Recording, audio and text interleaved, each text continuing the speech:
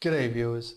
In this segment I'm going to talk about rate and delay guarantees for quality of service in the future internet. So we've talked about differentiated services, which provides different kinds of treatment, preferential treatment for different kinds of traffic flows. But in this segment we want to go beyond that and talk about how you would guarantee performance for different traffic flows across the network.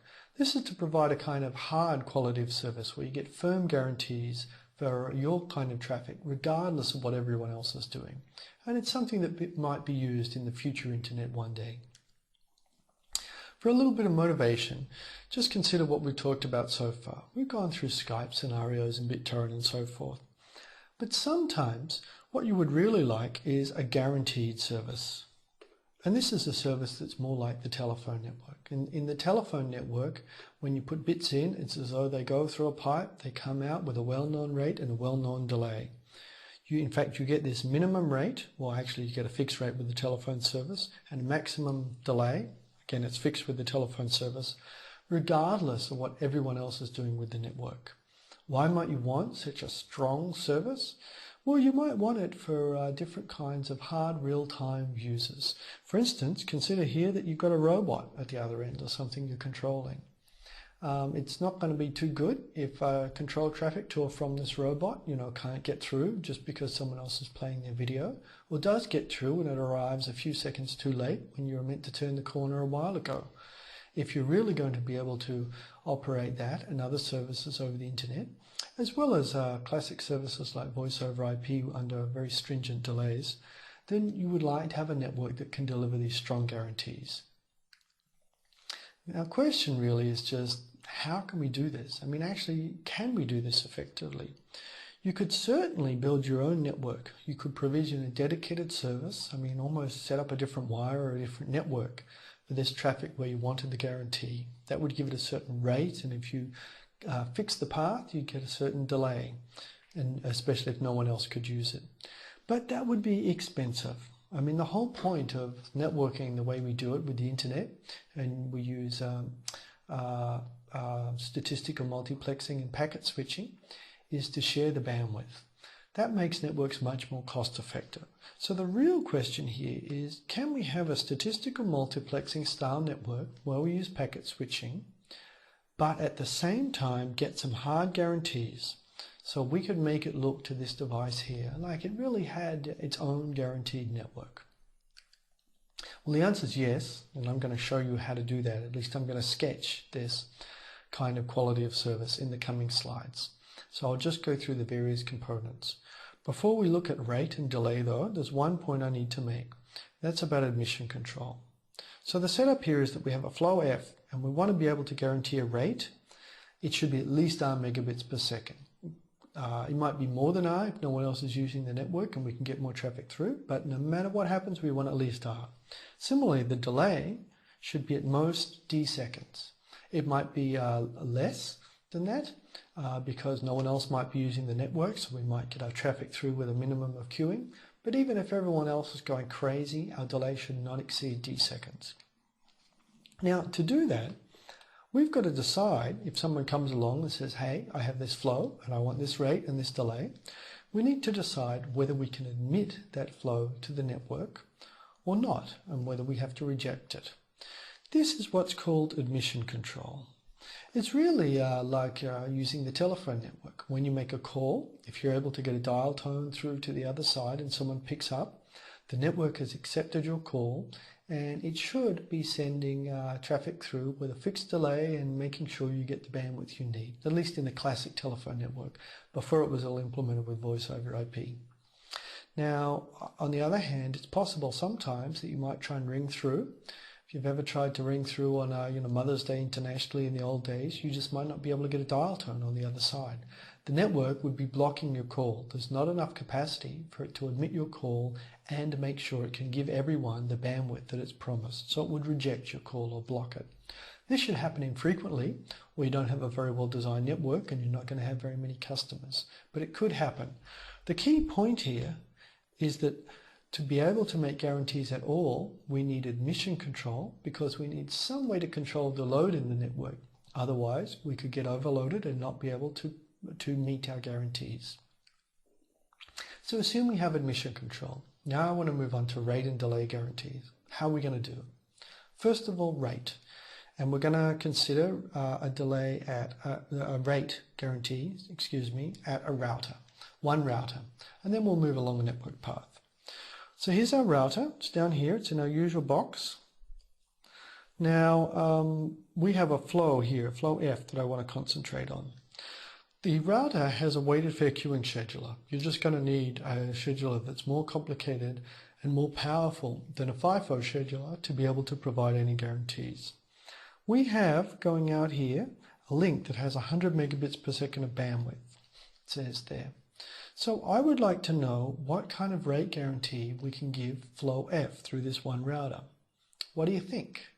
Well, there's weighted fair queuing. There's some number of other flows. We're not quite sure yet. We can see that this flow has a weight of 10 and the other flows have different weights. Well, what could we do?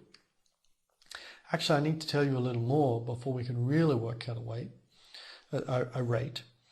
So let's consider, first of all, the case where we simplify weighted fair queuing and we just have n different flows here, including flow F that we care about, and each of these flows has weight 1.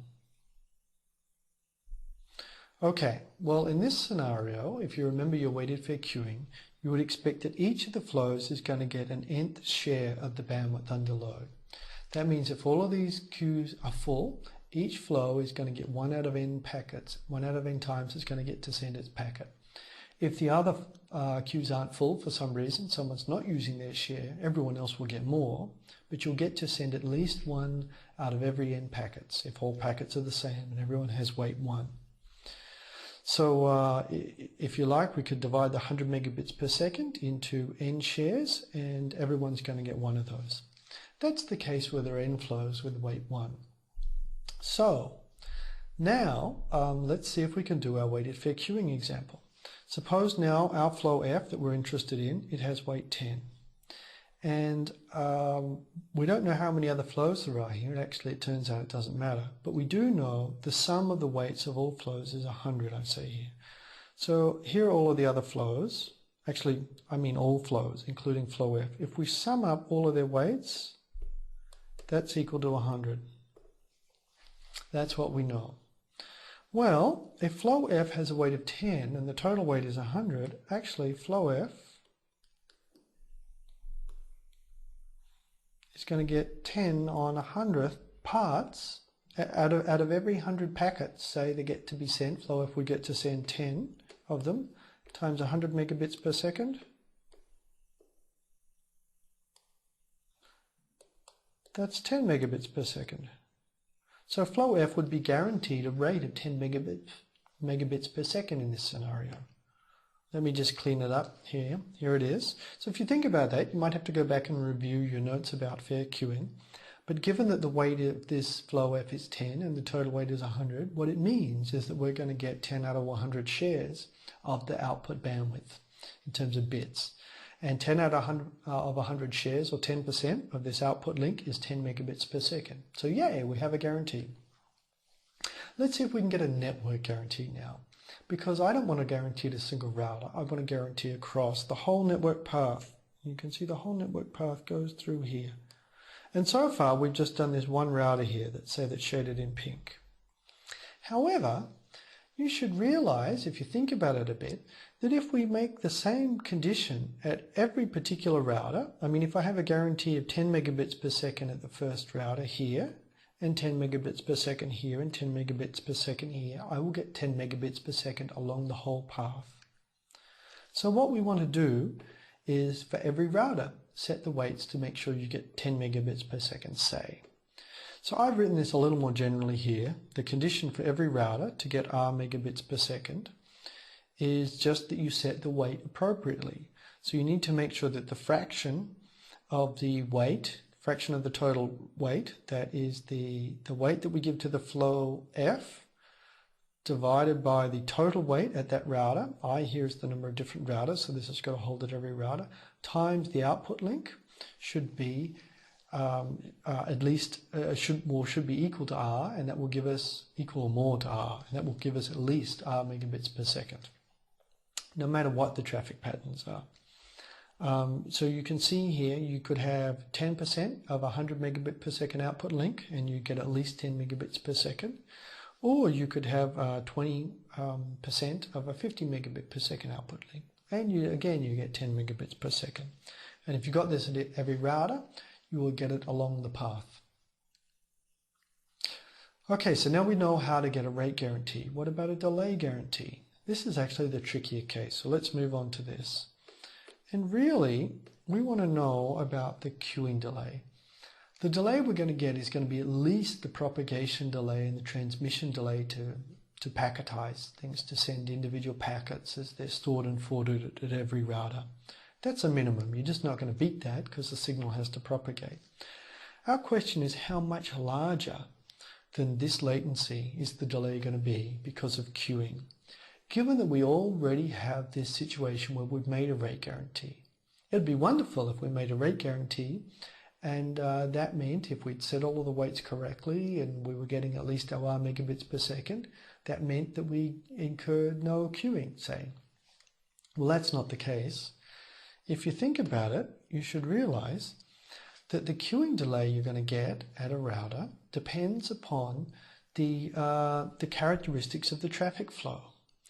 Now, I might be getting R megabits per second through the router, but if my traffic, the instantaneous rate is going to go up and down, just depending on the statistics. If this is a robot, it might be generating traffic at different rates depending whether things are being moved or not.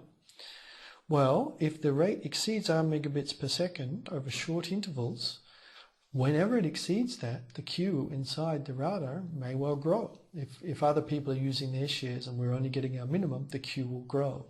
If the queue grows, the delay will grow. So the queue built and the delay is going to grow. So the insight here is that if you want any delay guarantee, which you can state conclusively, then you need to shape the traffic to enable a guarantee. To do that, we need to constrain the burstness. And I think you know how we're going to do that. It says so there, we're going to use token buckets. Great. We knew they were useful for something. So here's our token bucket picture. So what we're going to do is assume that the traffic flow F is shaped according to an RB token bucket. What that means, if you recall your RB token bucket, is that we will get a long-term rate of R megabits per second, and we are, in addition to that, allowed to send a short-term burst of up to B bits, as long as we don't exceed that rate over time. So if we send a burst, we're going to have to slow down after a while to recover. So now let's think at one individual router, what kind of delay guarantee do we have if we change our traffic so that it is now shaped by an RB token bucket? So if you like, what's coming in here is an RB token bucket. And we have the same setup inside the router. We have the different flows and we have a weight here. It happens to be 10 here, and we have 100 megabits per second output link here. So we just need to work out what delay we're going to get out. What do you think? It's actually difficult to think about what delay we'll get out. It really depends on the details of exactly what packets are sent when by the source. Now, what we can say though is that the worst case for delay is going to be if someone sends a burst and the traffic arrives all at once. They just go blat, and a burst of B packets arrives all at once. If they were spread out more over time, they're going to cause less of a queue to build up, and it's going to be not so bad in terms of delay. So the worst case is sending as fast as you can traffic all at once. That's this burst B. Well, if that arrives at the router, it's going to fill up the queue. Say it arrives instantaneously, the input link is really fast, and we might fill it up to here. That last packet, that's going to experience a queuing delay of up to B on R seconds. So the burst size divided by the drain rate, it's going to take that long for this packet to go through the queue and get out of there on the link on the other side. So that's the worst case delay that can be experienced. Since we just blew our burst all at once, we can't make this queue any bigger. It can only fall over time. So no one else is going to get a bigger delay. So B on R is the worst case through a single router. What about the delay across all routers on a path? Because again, I care about the delay not just for this router, but for all of these routers. And you can see I've shaded them all in pink because I care about the delay across the entire path. Well, actually, this is kind of tricky to work out. This is, difficult for us to do in detail. And the reason for this is that all of these routers, so as I go through one, I might get a delay, another one, I might get another delay, and it's going to add. So unlike the rate case where they just all had to be large enough and we really cared about the minimum you get along the path, here for delay it's additive. So all of the routers are going to add their delay. Now we could just say, okay, one router, it can't be any worse than B on R. So for the whole path, if you've got n routers, it's n times B on R. But that can be quite a large number. So this can be a very loose balance. It's not really very useful in practice for coming up with a good guarantee. So I'm going to give you an intuitive argument in the following slides about the delay bound we'll get, which is going to be much better. It's actually a kind of cool argument too. So observe that if the traffic is perfectly smooth at rate R, there's no burst coming in, then you don't get queuing delay at any of the routers. So if the traffic is perfectly smooth, we send one packet in here, there's no queue, and so it goes out immediately into the next router, and then the next router, and the next router. Here, from the source, we send another packet, but we don't send it immediately, we wait so that we're pacing out the packets at rate R. That means that by the time the second packet comes in here, the first packet is cleared out of the queue. So the second packet goes right to the beginning and it's ready to be forwarded again. And so on at the next router and the next router. So we're in good shape here. We're getting no queuing delay. So no queuing. The only latency that we'll end up with is the old propagation and transmission delays to send packets along this path and through all of these store and forward routers. But no queuing. That's great. Well, that was the best case. What about the worst case? What about if we don't smooth traffic, but we send a burst? Let's send that horrible burst. So the burst goes right in here into the first router. All of these packets come in at once. Rats, that's pretty tricky. So we said that you can pay a queuing delay of up to B on R going through this router. Now, here's an interesting observation. Suppose we do that. Well, the traffic might go into the router as one big burst, but it's going to come out smoothly. If smoothly, in the worst case, it will come out one packet appropriately so that it's been sent out at rate R. Why? Well, because we guaranteed that rate. It could come out a little faster, but in that case we won't get the whole queuing delay of B on R. It'll come out nice and smoothly at rate R if everyone else was using their bandwidth and we were just getting our R megabits per second. So if it comes out at rate R, then guess what? It's not going to queue at the next router. No queuing. So it will then go on to the next router where there's no queuing and so forth. So the interesting observation here is that because as you pay for the burst it's smoothed out, you only pay for the burst delay once. It might not be this router I've chosen here. You might end up paying for some reason in the middle router or the end router. Or you might pay half across two routers, but you don't pay for the burst more than once as it's delayed and smoothed. So interestingly here we end up with this situation. The delay, that is the queuing delay across all of the routers is B on R, the same at a single router. And of course our delay then has these various latency terms to set along the path, plus the B on R queuing. Pretty cool, huh? Okay, so just to recap, we've now come up with a strong quality of service result, which if you were designing a network, could let you provide hard rate and delay guarantees. To do that, we needed all of these pieces. We needed a network with traffic which was shaped according to RB token buckets, and we needed routers which implemented weighted fair queuing scheduling rather than first in, first out. And we had to adjust the weights, and from all of those weights we could compute the rate and the maximum delay we'll get across the network. So we got those delays even though we have a network with statistical sharing. So all other traffic sources can take advantage of whatever packet, whatever bandwidth is available just by packet switching. So when we do all of this, we end up with these guarantees and the guarantee is for the minimum rate. You might get more if someone else isn't using the network. And the maximum delay. You might get a better delay if there's less traffic that's in the way. And it's important to realize when I say guarantee, I really mean a guarantee here regardless of what the other flows are doing on the network. Doesn't matter if they're crazy or not, you still get to meet your guarantees. So that is how we can provide strong quality of service in a network.